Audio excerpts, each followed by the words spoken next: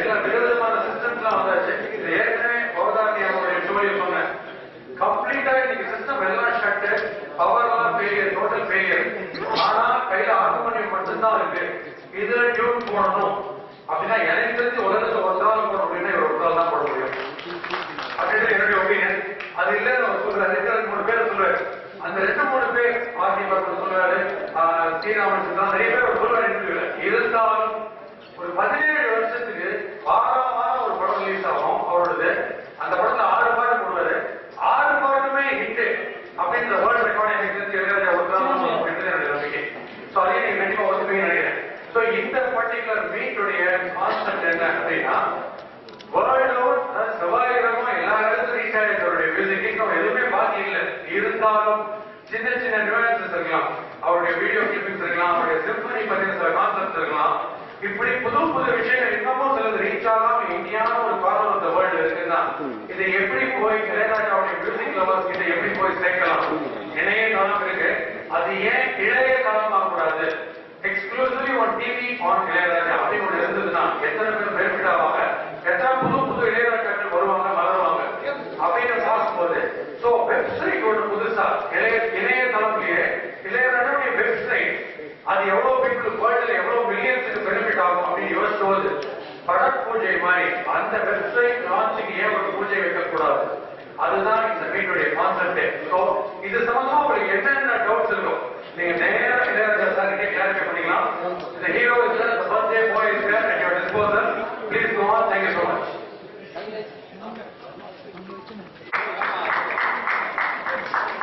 Hey. Good. One more. Oh, உட்காருங்க. உட்காருங்க. சொல்லுங்க நான் நினைக்கிறேன். போடா உட்காருடா. எவ்வளவு சொன்னாலும் ஓ பாத்து உட்காருங்க. எட்டி பாருங்க. ரமேஷ் உட்காரு.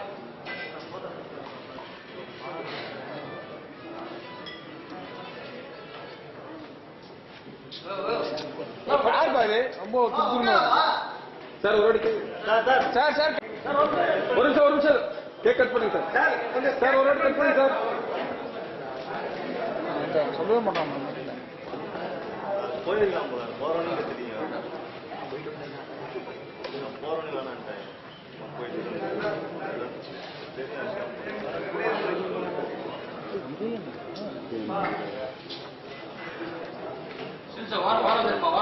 நான் வரைக்கும் எத்தனை இருப்பீங்க போற வரைக்கும் எத்தனை இருப்பாங்க. இவ்வளவு ஸ்டூடெண்ட்ஸ் கிரியேட் பண்ண ஒரு கிரியேட் ஆன இந்த நாள் I think it deserves a standing ovation and I think you'll agree with me.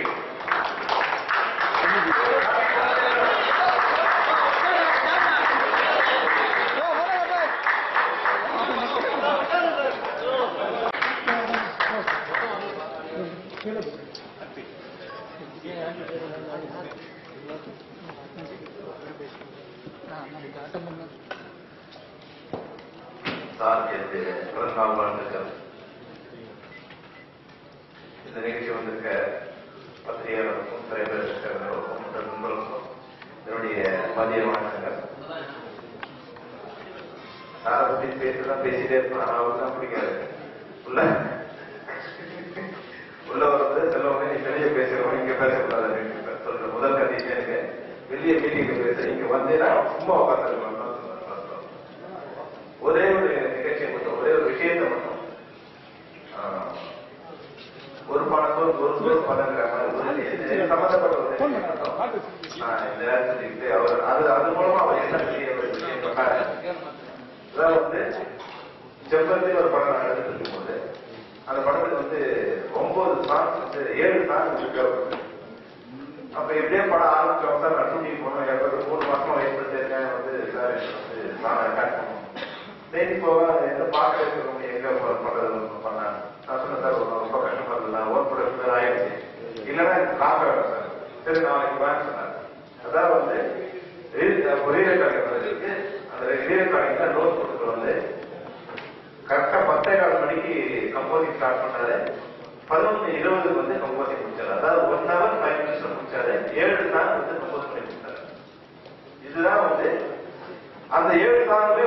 வருஷத்தோட மிகப்பெரிய சாதனை. அப்போ 1 hour வந்து ஒரு படத்துக்கு வந்து அதுவும் வேற ஒரு படத்துக்கு ரீரேக்கார்டிங் பண்ணிட்டு இருக்க அந்த ஒர்க்ல அவங்களுக்கு ட்ராக் கொடுத்துட்டு எங்களுக்கு வந்து பண்ணி கொடுத்த மிகப்பெரிய அது எப்படி பண்றதுனால எப்படி சாத்தியமே இப்படி நடத்தா கூட எனக்கு வந்து மிகப்பெரிய வியப்பா இருக்கு. அதாவது இன்னைக்கு ஒரு சாங் கம்போஸ் பண்றதுக்கு பல நாட்கள் ஆகுது, பல மாதங்கள் ஆகுது, பல வாரங்கள் ஆகுது. ஆனா கூட வந்து 1 hour எனக்கு ஒரு படத்தை ரெக்கார்ட் பண்ணி கொடுத்தாரு.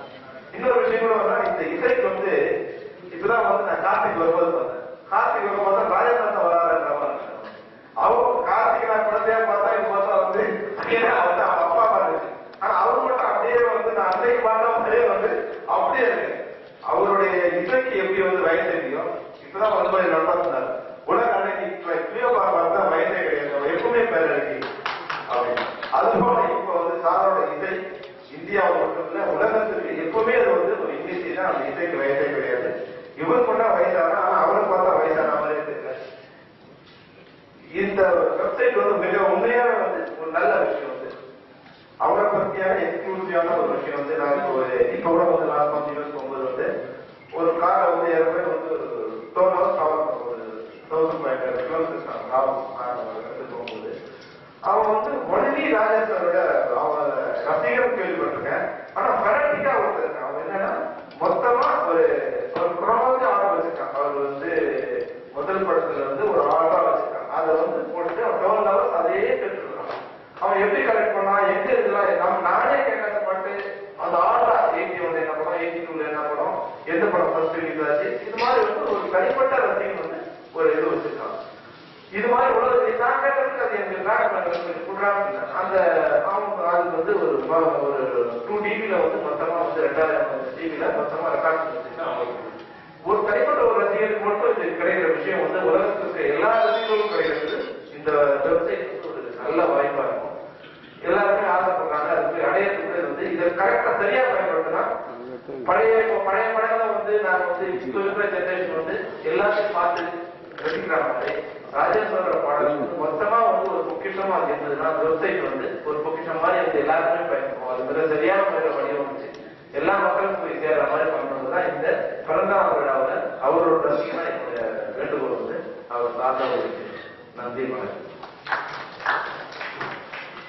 Thank you very much, Mr. R.K. Solomoni. Next we have Mr. T. Shiva of Amma Creations. A few words, sir.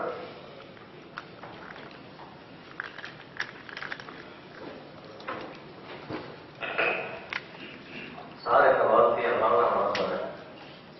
அவரை வாழ்த்துவதில்லை இருந்தாலும் அவர் நீண்ட ஆரோக்கியத்தோடும் அறிவோடும் வாழ நான் என்னுடைய வேண்டிக் கொள்கிறேன். என்னுடைய தனிப்பட்ட வாழ்க்கையில் என்னுடைய வளர்ச்சிக்கு மிகவும் சம்பந்தப்பட்டவரே ராஜா சார். என் திருமண வாழ்க்கையை தோல்வி வைத்ததும் சரி, யுவன் ராஜா நிறுவப்படுத்தும் வாய்ப்பை எனக்கு பெரிய பெருமையை தந்ததும் சரி, இப்படி பல்வேறு சம்பவங்களோடு என் வாழ்க்கையில் பின்னிப்படைந்தவர். அவருடைய அன்பையும் அவர் செய்த உதவியும் இந்த நன்றி கூறியதாக அவர் நாம வேண்டிக் கொள்கிறேன்.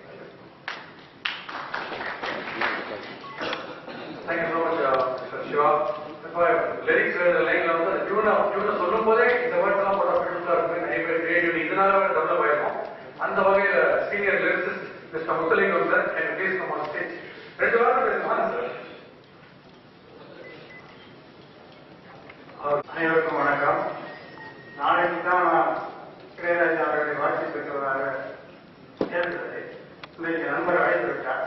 நான் உங்களுக்கு தெரிகிற மாதிரி தான் இங்க சொல்ல போறேன். நான் முதல் பாட்டு எழுதிய படம் பொருளுக்கு சொந்தம் 1973 வந்தது. அந்த படத்துக்கு இசை டி.கே. வெங்கடேஷ். அந்த கங்கை, காவிரி, வைகை இந்த நதிகள்லாம் பாடுறது மாதிரி அவர்கள் கூட சண்டை வந்து உழவர் வந்து அவர்கள் சமாதானப்படுத்துவதை போல ஒரு பாட்டு எழுதிட்டு போயிட்டேன். டி.கே. வெங்கடேஷ் வந்து எல்லாம் ஒரே காலத்தில் இருக்கு, அதனால ராகமாரியா மட்டும் தான் நல்லா இருக்கும், ஒவ்வொரு பாட்டு பாடும்போது ஒவ்வொரு பெட்டு போடுறோம், அதுக்கு தகுந்தாப்புல எடுக்கணும் அப்படின்னு போட்டு காமிச்சாங்க. Director B. மாதவன் அது போட்ட டியூன் பிடிக்கல அப்படின்னாரு.